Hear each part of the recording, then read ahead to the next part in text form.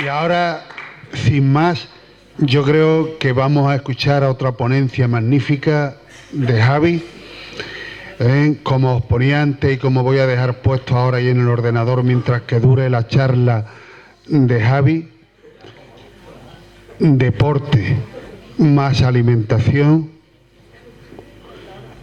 más este apartado de psicología que es diferencial, nos va a dar que Hazard, por ejemplo, con 1 kilo o 1,5 kilos menos, sea el futbolista de verdad que todos hemos visto en la selección belga y en sus anteriores equipos. Entonces, repito, sin más dilación, le paso a Javi la palabra. Muchas gracias, Javi. Gracias a usted. En primer lugar, quiero darle las gracias, Juan, por haberme dado la oportunidad de estar aquí hoy con todos vosotros. Y antes de yo empezar, me gustaría ponderar la figura de Mai, de la psicóloga deportiva, dentro del deporte, tanto a nivel profesional como a nivel amateur, ¿no? Es sumamente importante, qué duda cabe, que para que los niños sepan controlar, gestionar sus emociones, y también considero que es primordial, si hay algún jugador o algún chaval que sea un prodigio, que haya algún atisbo de que pueda llegar a algo, muchas veces no llegan, muchos conoceremos casos que no llegan porque emocionalmente pues no tienen un equilibrio, no tienen una estabilidad, ¿no? Y me gustaría contar rápidamente un caso muy cercano. Yo tenía un amigo que era muy bueno, siendo cadete de segundo año, debutó, pues yo tengo 32, tenía 15 años, debutó en tercera división con el Cartaya. No sé si os acordaréis, Israel Borrero, fuera de serie, lo tenía todo. Este muchacho lo vinieron a buscar de todos lados, lo vinieron a buscar de Barcelona, lo vinieron a buscar de Sevilla, de todas partes. Lo más lejos que fueron capaces de llevarlo fue al Recreativo de Huelva. Lo más lejos, porque es que él no daba, estaba bloqueado, no era incapaz de irse de Huelva. Recuerdo un día, mi padre tiene un taller, yo estaba allí en verano ayudándole, limpiando herramientas, y llegó un portugués. Y el portugués venía buscando a Israel. Lo que pasa es que como hace ya 17 años no había la información que hay hoy, que por redes sociales automáticamente contactas con una persona. Recuerdo que yo llego ayer Polígono al taller, vio que yo tendría más o menos la edad de Israel, sacó un periódico y me preguntó por él. Claro, en el periódico pues figuraba que Israel había debutado en tercera con 15 años. Un mediapunta espectacular. Y el portugués, pues mi padre automáticamente llamó al padre de Israel, se reunieron, ya Israel tenía un representante, el representante no había sido capaz de mover a Israel de la provincia de Huelva, por más que había insistido, imposible. Y el portugués pues se lo quiso llevar a Benfica, tuvimos una comida, yo estuve en esa comida, recuerdo allí sentado a su lado, y el portugués le decía al padre, dice, es que si me lo llevo a Portugal, le estoy ofreciendo un equipo como el Benfica, un equipo, un histórico de Europa, ¿no? Encima, debutar en Portugal le va a resultar mucho más sencillo, hacerse profesional jugador profesional en Portugal le va a resultar más sencillo que hacerse jugador profesional en España, ¿no? Ya que la liga, oye, pues no es tan competitiva ni es tan dura.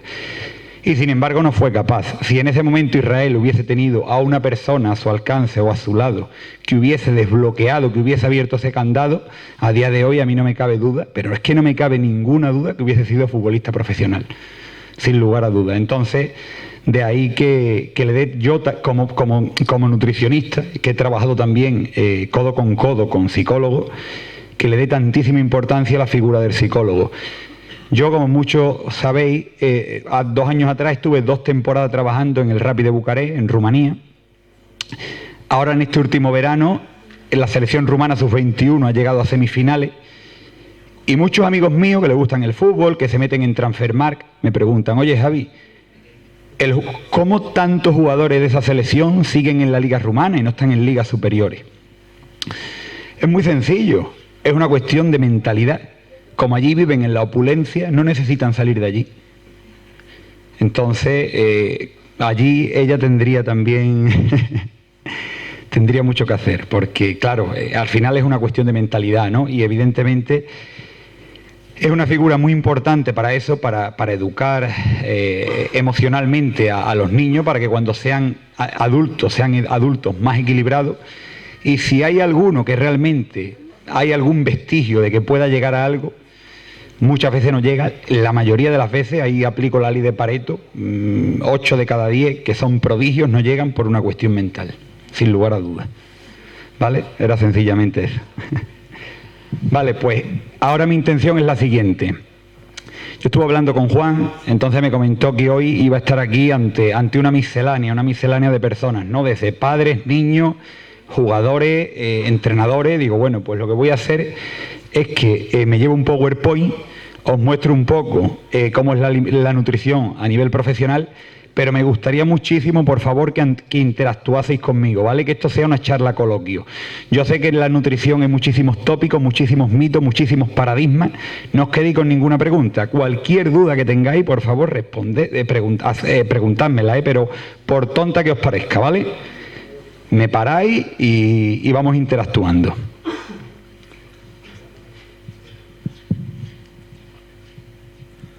Vale, partimos de 2 tipos de alimentación, ¿vale? Está la alimentación instintiva, que otorga un rendimiento, es la alimentación como se puede alimentar cualquier persona que tenga conocimientos mínimos de nutrición o que no tenga conocimientos de nutrición, sencillamente alimentarse. Y está la alimentación diseñada, ¿no? Que da un óptimo rendimiento, que es la que tiene pues cualquier deportista profesional.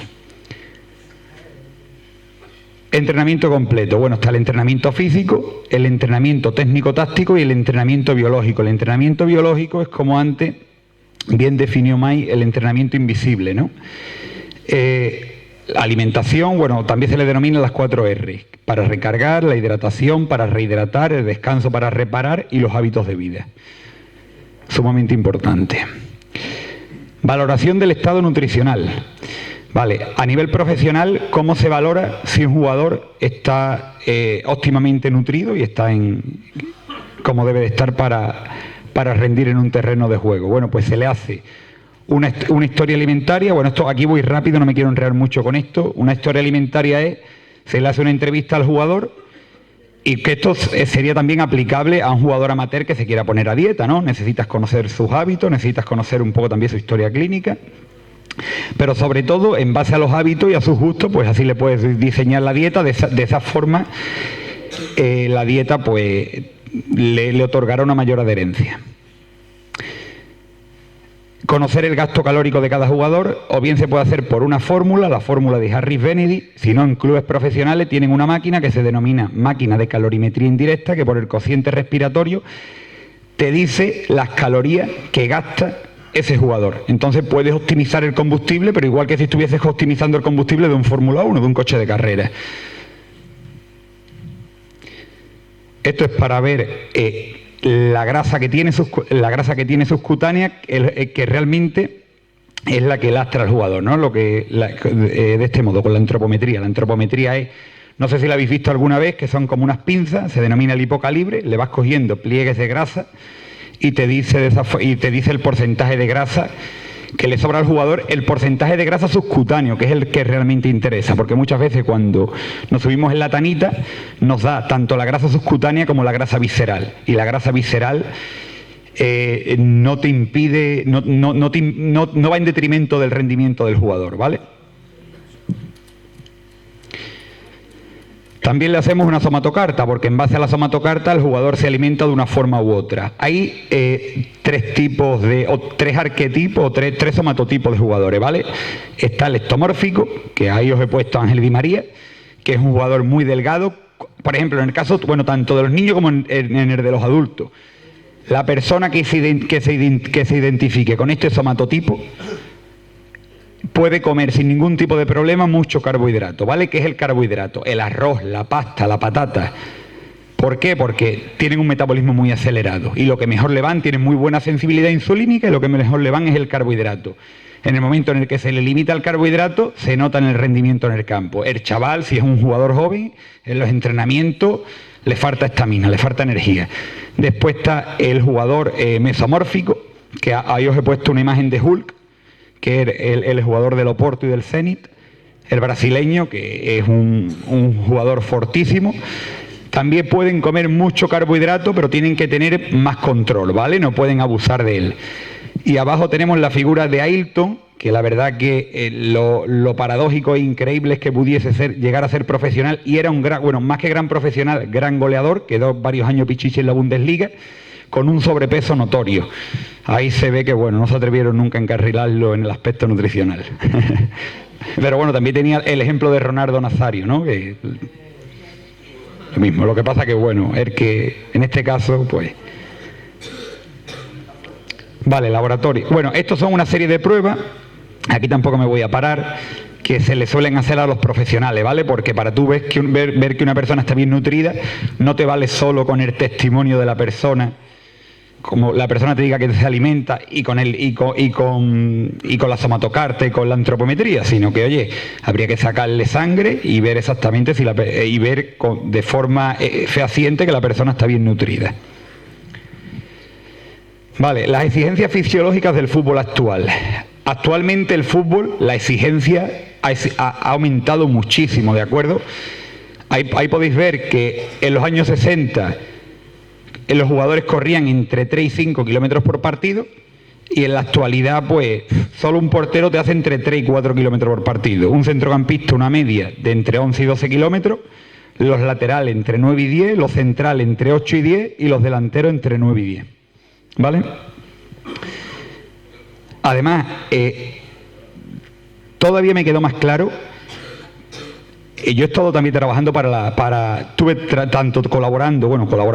para un club andorrano. Fue en un periplo muy corto, porque este equipo se metió en Andorra, igual que en cualquier liga europea. Si quedas primero o segundo, juegas una previa, tanto de Champions como de Europa League. Entonces este equipo, yo ya había estado en la Europa League con el Rapid en las previas, y este equipo también se clasificó, y ahí pude yo ver, por la calidad que tenían los jugadores, la importancia de que físicamente estén a tope. También lo pude ver con la propia federación. Estuve en 3 convocatorias con la selección andorrana de fútbol, y bueno, os podéis imaginar, ¿no?, que igual les toca enfrentarse a Francia, y son jugadores nivel tercera división. O físicamente, evidentemente, el planteamiento táctico tiene que ser encomiable, por lo menos para que no te caigan 8, pero físicamente tienes que aguantar. Vale. Importancia del peso del jugador. Estamos compuestos de 5 masas, ¿vale? La masa magra, que son los músculos; la masa visceral, que son los órganos; la masa ósea, que son los huesos; la masa residual, que es todo lo demás; bueno, y la masa grasa, que, como bien he dicho antes, hay 2. Está la subcutánea y la visceral. ¿Cuál es el lastre para el jugador? La subcutánea, ¿vale? La subcutánea es sencillamente la chicha. Habrá quien acumule de forma androgénica, que serán la mayoría, en el tren superior, y habrá quien no, quien, como por ejemplo en el caso de Marcelo o en el caso de Isco, acumula la grasa en el tren inferior. Vale, importancia del peso. Pues en la velocidad, en la resistencia, en la fatiga, en la precisión, en la capacidad de repetir sprint y en el salto vertical. Un jugador que esté pasado de peso, pues claro, eso va en detrimento de su velocidad, de su resistencia, lo que he dicho antes, de la precisión, la capacidad de repetir sprint y salto vertical. ¿Y qué es lo que aumenta? La fatiga, ¿vale? Ya que la deuda de oxígeno se hace mayor. Vale, bueno, la capacidad para repetir sprint, esto es de las cosas, pues más... es algo primordial en el fútbol, ¿no? Y mucho más a día de hoy, ya que el fútbol continuamente sabemos que es un deporte mixto, y los movimientos anaeróbicos, elásticos, son los que realmente marcan la diferencia en este deporte. Ahí os muestro un gráfico como un jugador. Esto sencillamente lo que nos quiere decir es que un jugador que esté 3 kilos por encima de su peso óptimo en una carrera de 25 metros llega 1 metro tarde. Eso no lo digo yo, eso es física. Si él echase una carrera contra sí mismo pesando 3 kilos más, llega 1 metro tarde en un sprint de 25 metros. Pues eso significa, pues, que no mete la punta, vale, que no llega. El fútbol requiere de velocidad, fuerza, resistencia y sobre todo precisión, ¿vale? Eso es lo más importante o lo que yo considero más importante en el fútbol. La precisión.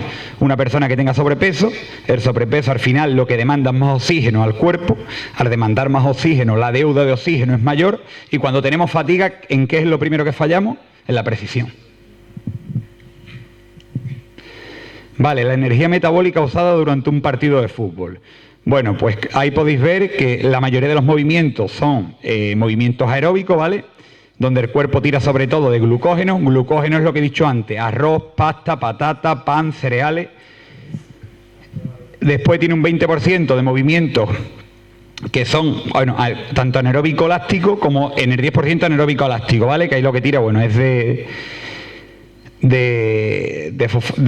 fosfocreatina y de ATP, de adenosintrifosfato, que eso...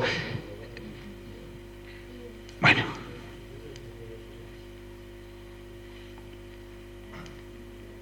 Esto lo paso. Vale. Reservas orgánicas. Esto es importante. Hay unos 400 gramos de hidrato disponible para ser usado por los músculos activos, ¿vale? Esto quiere decir en la reserva de glucógeno. Entonces, es muy importante que el jugador, tanto bueno durante la semana, siempre tenga un aporte de hidrato. El hidrato, por ejemplo, para las personas que tengan facilidad para ganar peso, ¿cómo deberían de comerlo? Si, por ejemplo, comen arroz, puedes cocer el arroz, después lo puedes rehogar para que tenga más sabor, lo puedes rehogar un poco, o si haces, por ejemplo, un arroz en amarillo, pero que no sea caldoso, ¿vale? Al ser caldoso libera amilopestina, le aumenta el índice glucémico y por ende engorda más. Quedaos con eso, ¿vale? La pasta igual. La pasta como menos engorda, ¿vale? Para las personas que tengan... es al dente. ¿Al dente qué quiere decir? La pasta en lugar de cocerla 8 o 10 minutos, se cuece 4 o 5 minutos. Si se cuece el día antes de ser consumida, se cuece, se le pone un poquito de aceite de oliva y se guarda en el frigorífico, engorda aún menos, ¿vale? ¿Por qué? Se genera almidón resistente y de ese modo le disminuye aún más el índice glucémico, ¿vale? De momento no me estáis parando, no me estoy preguntando nada, bueno, ya después me... Vale, consumo, el agotamiento de la reserva, bueno, eso sí, esto es más de lo mismo. Vale, esto lo podemos pasar. Ah, bueno, vale. Es importante, mira, por ejemplo, una persona que llega al partido, ¿vale? Y llegue con la reserva de glucógeno cargada al 100%. Una vez que termina una vez que llega la primera parte, ha agotado un 70% de la reserva, ¿vale? Entonces es importante que en el descanso ingiera algo de carbohidrato. Algo de carbohidrato que no le vaya a generar dispepsia gástrica, malestar gástrico, ¿vale? Ni isquemia. ¿Qué puede ser? Oye, pues por ejemplo, un plátano que se lo corte en rodajas, ¿vale? Y cojan algunas rodajas. Mira, pues es energía instantánea.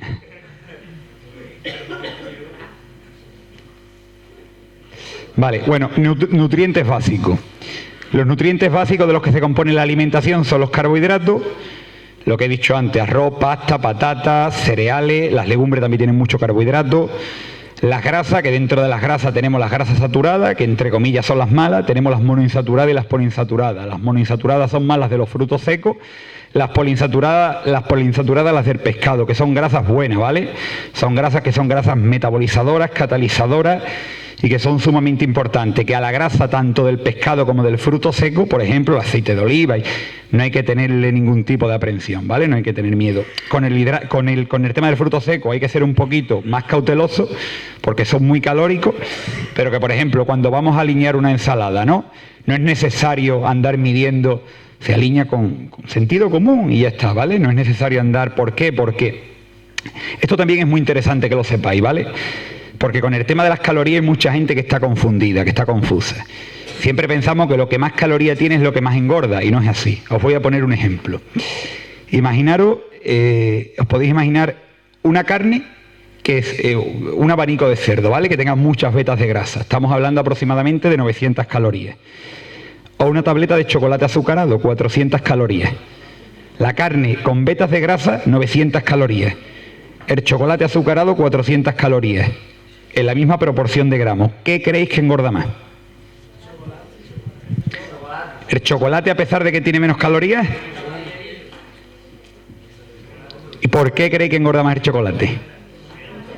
Es muy sencillo. Correcto. Ahora argumento el porqué. Cuando una persona ingiere esas 900 calorías de la carne tiene un proceso de digestión, absorción y metabolización de entre 4 y 7 horas aproximadamente. Entonces es una energía que se va liberando en nuestro organismo de forma paulatina, ¿vale? Entonces al cuerpo le da lugar a gestionarla y a utilizarla. Cuando una persona coge una tableta de chocolate azucarado, esas 400 calorías son instantáneas. Cuando la persona pega el bocado, bueno, desde la boca se digieren. De hecho, cuando a un diabético le da una hipoglucemia reactiva, si le metéis un caramelo en la boca, automáticamente responde. ¿Por qué? Porque aquí tiene una glándula, la parótida, la cual segrega una hormona, la tialina, que digiere los azúcares desde la boca. Yo me como esos azúcares, entonces esas 400 calorías en menos de 10 minutos están en mi sangre. Se produce una hiperglucemia, mi páncreas segrega insulina. Esa insulina agarra ese azúcar de la sangre y la traslada al hígado. Y ahí aparece en escena la primera ley de la termodinámica, que ¿qué nos decía? Que la energía no se destruye, la energía se transforma. Automáticamente la transforma en grasa y la distribuye a los adipocitos. ¿Vale? Entonces, no todos son las calorías.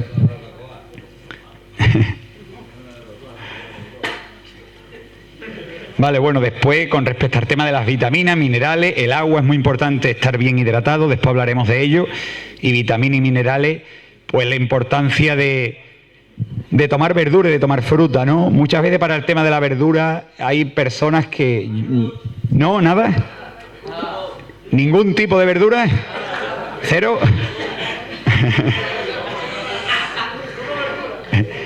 Pues...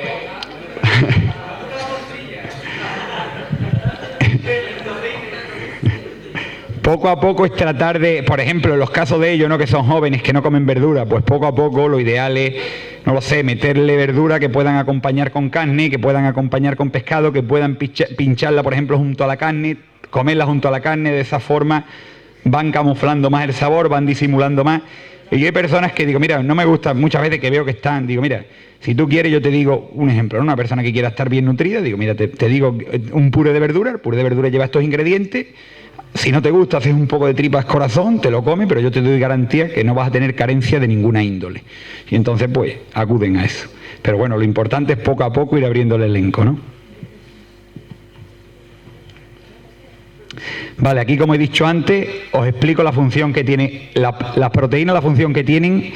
Las proteínas son ladrillos, ¿vale? Son cuando un deportista hace un esfuerzo, cuando un deportista entrena, lo que hace es que rompe fibra, ¿vale? Rompe a las miofibrillas musculares, le genera micro roturas. ¿Con qué se repara? Con las proteínas. La proteína, la única función que tiene, bueno, no la única, la principal, es una función práctica, ¿vale? Las grasas son catalizadoras, ya sean grasas saturadas, grasas insaturadas, también se acumulan como grasa, pero previamente tienen múltiples funciones, como por ejemplo producción enzimática, hormonal, bueno, etcétera. Y después el carbohidrato, que ahí pongo la garrafa de combustible, porque es que básicamente el carbohidrato, cuando la persona ingiera todo lo que he nombrado antes, ¿no? Arroz, pasta, patata, que tenga constancia de que eso, la única función que tiene en el organismo, la única, es energía, ¿de acuerdo? A mí hay personas que cuando me vienen me dicen, oye Javi, yo no como nada de grasa, y es verdad, no me están mintiendo, no como nada de grasa, yo lo desgraso absolutamente todo. Claro, usted lo desgrasa absolutamente todo, pero si es que el problema no está en la grasa, es que usted pretende comer hoy arroz, mañana pasta, mañana patata, y yo no pretendo que usted tenga que andar ni pesando ni nada, no quiero que usted ande con una dieta miserable si no lo necesita. Porque no soy un deportista de élite que monetice su rendimiento ni nada por el estilo. Usted no puede pretender. ¿Qué es lo que ocurre? Claro, hay un excedente. En el momento en el que se satura el depósito de glucógeno, el excedente automáticamente se transforma en grasa, ¿vale? Entonces parece persona que no comen nada de grasa. No, yo desgraso todas las comidas, sí, pero es que usted está hoy comiendo patata, mañana arroz, el otro está comiendo lentejas. Claro, es carbohidrato. En el momento en el que se satura el tanque, el depósito de glucógeno, automáticamente ese excedente se transforma en grasa y de ahí que la persona engorde. Vale, bueno, esto es más o menos lo que os he explicado antes. Después la periodización nutricional. Esto es más que nada, bueno, esto a nivel profesional es cómo se hace, cómo trabajamos los nutricionistas.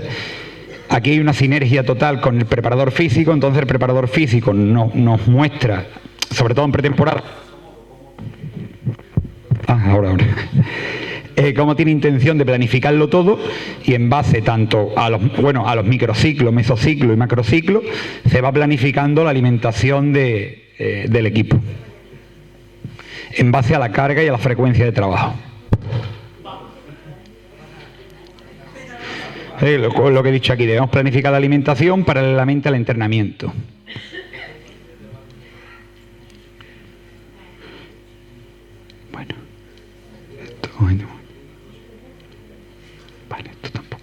Bueno, esto, la alimentación y la competición. Antes de un partido es sumamente importante el día antes que llenemos el tanque de glucógeno, ¿eh?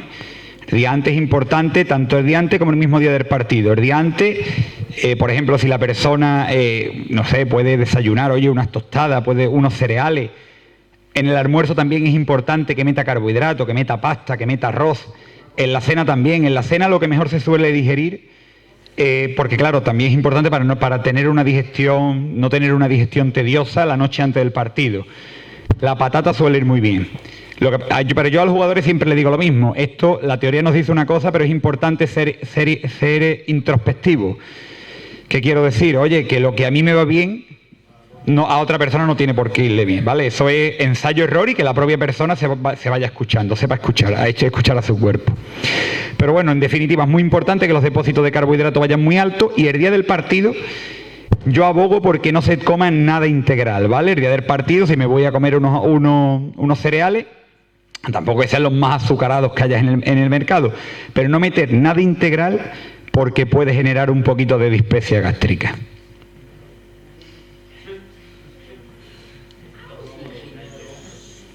Vale. Mira, el tema de la cafeína.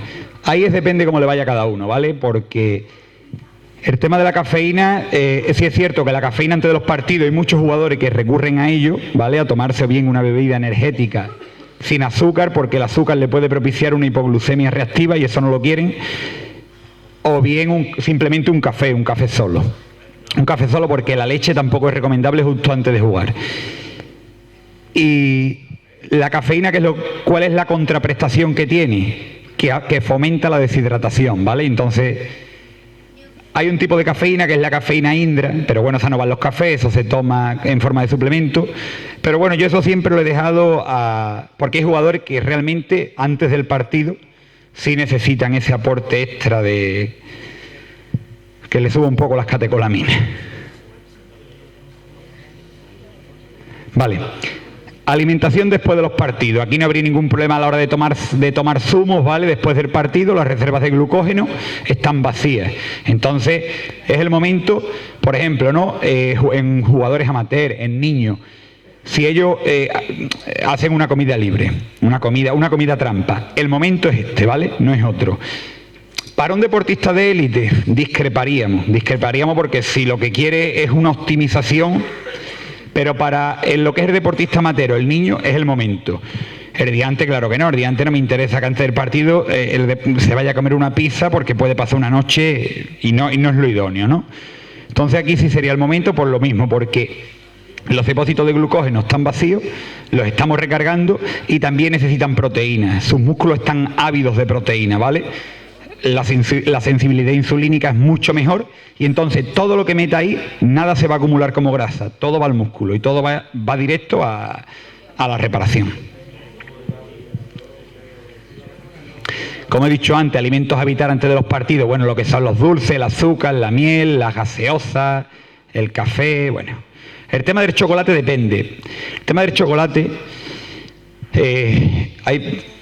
por ejemplo, me gustaría que hiciera mucho hincapié en la anterior diapositiva. ¿En qué comer antes del partido? Vale, ¿en qué comer antes del partido? Vale. ¿Qué evitar antes del partido? Bueno, pues prácticamente lo que venía diciendo aquí, el tema de los dulces, azúcares, bueno, todo lo que sea. ¿Por qué? Porque el azúcar te da energía, pero es una energía instantánea. Por ejemplo, en el caso del ciclista, yo siempre les digo que tomen geles de liberación lenta, nunca un gel de liberación rápida, porque te puede pegar una hipoglucemia reactiva y que te tire de la bicicleta, ¿vale? Si llevas un sobreesfuerzo tremendo. Entonces, después, claro, comida frita, que eso tarda mucho en digerirse, carnes con mucha grasa, bueno. ¿Qué le recomendaría yo a un jugador que comiese el día antes del partido? En el desayuno, o bien tostadas y cereales, que incrementase un poco más la toma más incrementada de lo habitual. Por ejemplo, a la hora de almorzar, si por ejemplo mete pollo, con lo que mejor suele ir es con arroz. A la ternera le puede meter pasta, y el pescado lo ideal es combinarlo con patata, ¿vale? Si es en la cena abogo por la ternera. ¿Por qué? Porque la ternera tiene mucho hierro, ¿vale? Entonces el día antes del partido nos interesa. Por ejemplo, un puré de patata, que aunque la patata al estar molida se digiere muy bien, y al estar molida, al aumentarle el índice glucémico de la patata, el jugador va a descansar mejor. ¿Por qué? Cuando comemos algo con un carbohidrato de alto índice glucémico y con mucha carga glucémica, como es el caso de un puré de patata, aumenta el tristófano. El tristófano es precursor de un neurotransmisor, la serotonina, la cual es precursora de la melatonina, ¿no? Y por lo tanto, pues, se otorga un mejor descanso. El deportista duerme mejor. Por ejemplo, un partido que te pongan a las 10 de la mañana, sí, o a las 3 de la tarde, ¿a qué hora sería conveniente comer? O desayunar. Vale, si es a las 10 de la mañana, lo conveniente...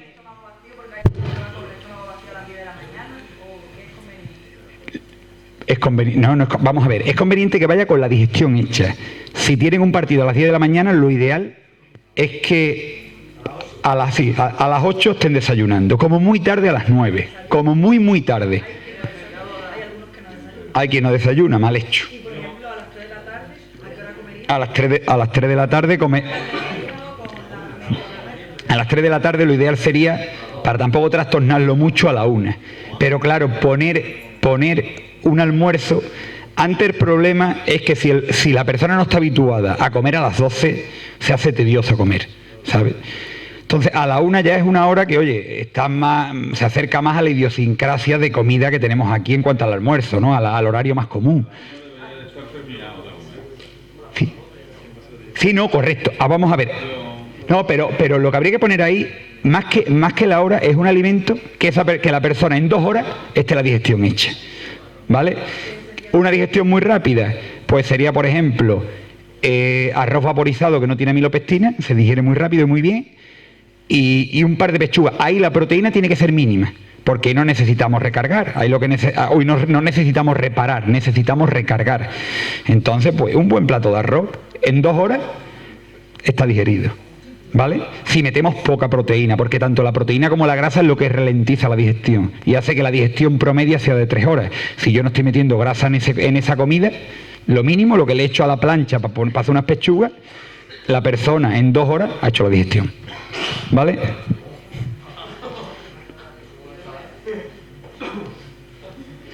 Bueno, el tema de la hidratación también es muy importante. A nivel profesional se le exige, o por lo menos donde yo he estado, que el deportista la mañana del partido orine transparente, ¿vale? Es sumamente importante, sí, es muy importante. ¿Por qué? Porque cuando comienza el 80% de las lesiones musculares, el 80% se deben a deshidratación. Habrá veces que, oye, evidentemente a otro tipo de factores, ¿no? Como que lo típico, ¿no? Lo clásico, que tenga un cuádriceps más potente que unos isquios, que una descompensación, pero el 80% de las veces a la deshidratación. ¿Por qué es importante que la bebida contengan entre un 4 y 8% de carbohidratos? Bueno, también es importante ver lo del tema de la osmolaridad, porque si le metemos más, es una bebida hipertónica, y lo que hace es todo lo contrario, nos deshidrata, ¿vale? El carbohidrato, por cada gramo de carbohidrato que consumimos, necesita 4 gramos de agua para ser transportado y preservado en el depósito de glucógeno. Si yo le meto más, ¿qué es lo que hace? Que me lo tira de mi agua intramuscular, me lo saca. Al final le está haciendo todo lo contrario de lo que yo quiero, me está deshidratando. Os voy a poner un ejemplo de un deporte que lo podéis ver de una forma muy nítida. En el culturismo, ¿no? En el culturismo, cuando hacen la carga de hidrato, ¿por qué no beben agua? Porque quieren que ese carbohidrato saque el agua del espacio, digamos, extracelular que tiene y lo meta dentro del músculo, ¿vale? ¿Qué es lo que ocurre? se deshidratan. Cuando están en la tarima están completamente deshidratados.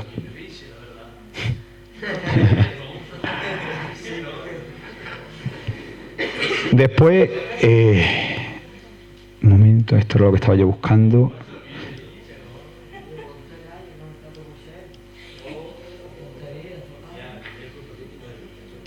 Vale. También es muy importante que la bebida sea fresca pero sin estar fría, que esté aproximadamente entre 15 y 20 grados de temperatura, ya que de ese modo no se produce isquemia, sino que directamente pasa al intestino y se absorbe, y es cuando realmente nos está hidratando. De nada nos vale el agua contenida al aparato digestivo, pero que no baje, ¿no? Que no... Vale. Estaba yo buscando... ¿Dónde lo tenía? Vale. Bueno, como dije antes, que las bebidas con cafeína favorecen la sudoración. Y es importante, esto sí es importante, beber pequeñas cantidades de líquido del orden de entre 200 y 300 mililitros cada 15-20 minutos, ¿vale? Eso, tanto el día previo al partido como el mismo día del partido. ¿Por qué hay que beberlo de esa forma? Por lo que he comentado antes. Si ingieres más agua, al final se está produciendo... Lo que hace el agua es que se estanca, ¿vale? El agua se absorbe en el intestino grueso y no llega de golpe. Y entonces cuando te sientes mal, ¿vale? Javi, perdona. Sí. No sé si me oí desde ahí atrás. Una pregunta. Está demostrado científicamente que el glucógeno, es decir, las reservas de carbohidratos que tenemos en nuestro cuerpo, para entendernos, a partir del minuto 70 da un descenso impresionante. Tú has comentado antes, y quiero recalcarlo, que en el descanso es bueno comer medio plátano, un plátano, algo de frutos secos, que eso debiéramos de tenerlo muy claro, todos los que nos dedicamos al entrenamiento deportivo, sea de la modalidad que sea. Entonces, también hemos comentado, lo ha dicho algo Manolo también, de cuándo hay que jugar. Si se juega un partido a las 3, antes de la 1 hay que terminar de comer, porque a las 2:30 comienza el calentamiento. Entonces es muy importante que respetemos los tiempos y, sobre todo, fundamental, que nadie vaya a jugar un partido sin haber desayunado, sin haber almorzado, sin haber merendado, siempre 2 horas antes de empezar el calentamiento. Sí, así es. De hecho, cuando, como bien comenta, cuando se produce ese descenso tan importante de glucógeno, se inician otras vías metabólicas, ¿vale? Lo que pasa es que estoy tratando de no utilizar muchos tecnicismos. Nosotros, de forma habitual, estamos en un estado glucolítico, ¿vale? Nuestro cuerpo, como sustrato energético, está utilizando la glucosa, el glucógeno. En ese momento se produce lo que se denomina la gluconeogénesis. El cuerpo saca glucosa de otro sustrato energético, o bien de la grasa o bien de la proteína. Por norma general de la grasa. En el momento en el que la saca de la grasa es un proceso más complejo y más tedioso para el organismo. Entonces se produce una disminución de rendimiento. De ahí que sea importante que en el descanso coman, que ingieran algo de carbohidrato. Es sumamente importante. Y como bien has comentado, claro que es importante que el jugador... A nivel profesional, lo que pasa es que, claro, aquí estoy tratando de buscar el punto de equilibrio, ¿no? A nivel profesional, a las 12 están sentados en la mesa comiendo, a las 2:30 han terminado. En el caso de chavales, claro, yo igual les digo a las madres, digo, sí, pon a los niños como a las 2:30 y a lo mejor pues habrá quien le deje el plato entero de comida, que no lo sé, pero sí es cierto que sería lo idóneo, ¿vale? O que desayunen más temprano, e incluso... si se han levantado tarde, para que no pise una digestión con la otra, no pasa nada. Que aguanten y que almuercen. Pero que no desayunen si se levantan a las 11 y que ya no estén sin ingerir alimentos hasta la hora del partido.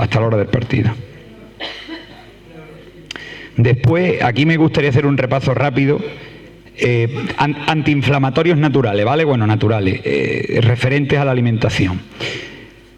Jugadores que se suelen lesionar con cierta asiduidad, que suelen tener problemas musculares. ¿Qué tipos de alimentos deben de evitar? Sobre todo alimentos del grupo de la solanácea, ¿vale? Como el tomate, la berenjena, la patata. ¿Por qué? Porque aumentan las citoquinas o citocinas inflamatorias. Bueno, digamos que aumentan la inflamación del músculo, ¿vale? Actúan a nivel de fomentan la producción del cuerpo de prostaglandina, de una sustancia que lo que hace es que inflama el músculo y entonces está promoviendo una futura rotura, ¿vale? Jugadores que tienen continuamente lesiones musculares, esos alimentos deben de ser muy, muy cautos con ellos, limitarlos muchísimo. No digo que lo erradiquen, porque en mi profesión me gusta ser muy ecléctico, detesto el maniqueísmo, los extremos, pero que sepa que tiene que tener muchísima prudencia. Alimentos que favorezcan la no inflamación del músculo. Uno que es maravilloso, por ejemplo, es el salmón, ¿vale? El salmón. Jugadores que tengan continuas dolencias musculares, por lo menos un par de noches en semana, yo les recomendaría cenar salmón. Y posiblemente a medio plazo no tengo una mejoría sustancial, bastante notoria, ¿vale? Después, el tema del incremento el incremento de la testosterona. Esto sobre todo enfocado a adultos, ¿no? A jugadores senior y a profesionales. Hay alimentos que incrementan la testosterona, como cuáles, el consumo de huevo, ¿vale? El huevo en la yema tiene una serie de componentes que son precursores de la testosterona. La testosterona es la hormona que nos hace ser más competitivos, ¿vale? Cuando había escuchado muchas veces en el dopaje, ¿no? Los deportistas que se dopan, lo que se están introduciendo en su cuerpo son derivados sintéticos de la testosterona. La testosterona te hace ser mucho más competitivo. Es la hormona masculina por antonomasia. Entonces, claro, si a través de la alimentación podemos ayudar a incrementarla, con el tema del huevo, por mor de la ignorancia y del desconocimiento, el huevo es un alimento que siempre ha estado muy mitificado y muy, muy flagelado, sin fundamento alguno, ¿no? Porque siempre mucho miedo a los huevos, el huevo aumenta el colesterol. A día de hoy se sabe que es una gran falacia, es mentira. El huevo tiene otro componente que se denomina lecitina, que hace que el colesterol malo del huevo prácticamente no lo asimilemos, ¿vale? De hecho, uno de los motivos por el que la estatura en España, la media, en los últimos 40 años haya sufrido un incremento de 12 centímetros, se debe al huevo. Porque hace 40 años mi padre, por ejemplo, nunca pasó hambre. Mi padre en su casa había comida, había abundancia. Pero claro, ya no solo el huevo, la proteína, ¿no? En definitiva. Mi abuela hacía una olla de choco guisado con papa y había muchísimas papas y 4 chocos. ¿Qué era lo que ocurría? Mi padre y mis tíos miden todos unos 65. Mis primos, el que menos mide 1,80. Entonces, ese incremento tan notorio, ¿a qué se debe? Yo estoy poniendo como ejemplo una muestra, pero vaya, que es así, que eso está contrastado, ¿vale? Que estoy hablando de forma empírica. La estatura en España ha crecido en los últimos 40 años una media de 12 centímetros. Y se debe a eso. Entonces, con el tema del huevo, mira, el huevo tiene la mejor proteína que existe en el universo, ¿vale? Que es la ovoalbúmina. Es la proteína con el aminograma más completo. Cuando hablamos de reparar, no hay una proteína superior al huevo. De hecho, por eso la gente que va al gimnasio consume tanto huevo, ¿no? Y después la yema tiene una serie de componentes, como es el zinc, como es la cianocobalamina, que favorecen la asimilación de esa proteína, ¿vale? Y que también, bueno, pues incrementan los niveles de testosterona. A mayores niveles de testosterona, el deportista es más competitivo, ¿vale? Y después, con respecto al descanso, como bien había comentado antes, pues, ¿qué es lo que favorece u otorga antes de un partido un mejor descanso? Eso, una buena carga, una buena ingesta de carbohidratos, ya que, como he comentado antes, aumenta los niveles de tristófano y, bueno... Vale, no, si estaba ya a punto de terminar. Y ahora que me pregunten lo que deseen. Vale. Bueno, esto con respecto al tema de los suplementos, si me queréis preguntar algo en relación a la suplementación. Sí. Yo soy de los convencidos que cuando la alimentación es la adecuada, sobran los suplementos. Así es. Te voy a preguntar otra cosa, porque no sé si vas a hablar, no sé si vas a hablar del tema, ¿no? Pero hoy en día hay ya especialistas que intentan evitar que los días de competición o antes de la competición los deportistas tomen productos lácteos. No te he escuchado hablar del tema. No sé. Antes de la leche. Ajá. Café sin leche.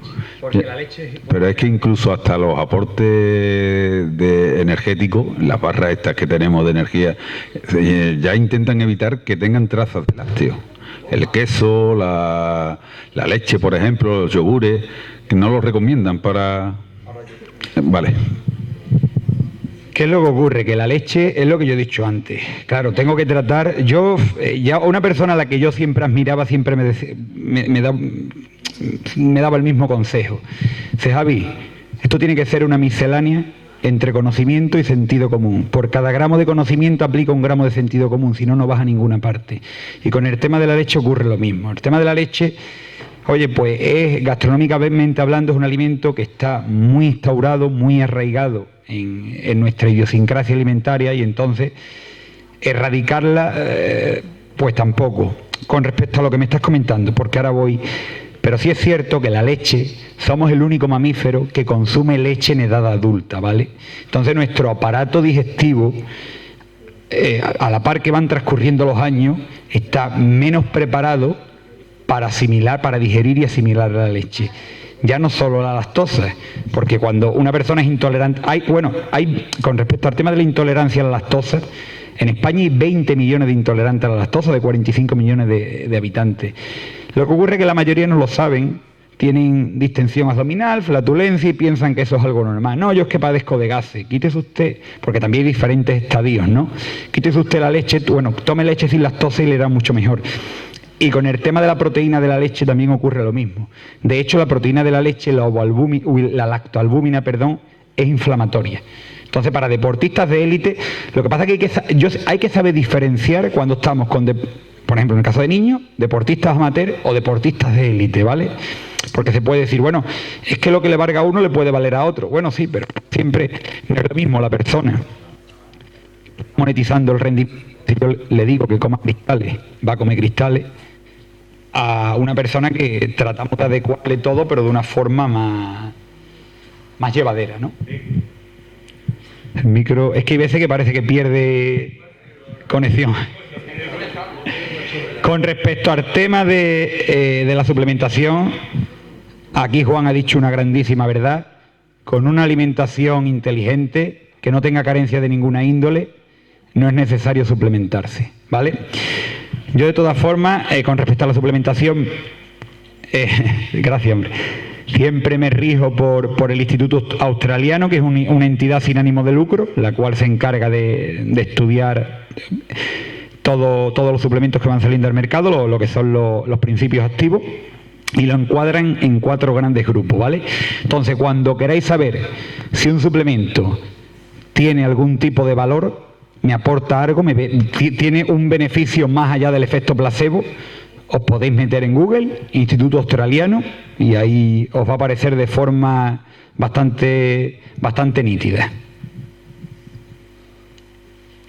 Y bueno, gracias por su atención. Ahí he puesto el Mundial y las 2 Eurocopas, que como la charla iba de fútbol, a ver si este verano tenemos, y como en la federación está la cosa calentita, a ver si le podemos augurar éxito de tiempos pretéritos. Gracias. Gracias.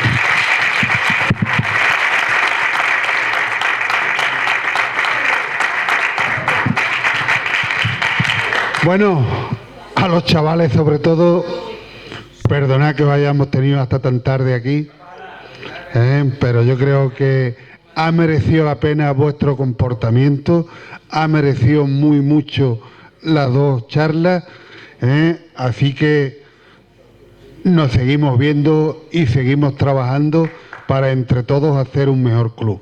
Muchas gracias a todos.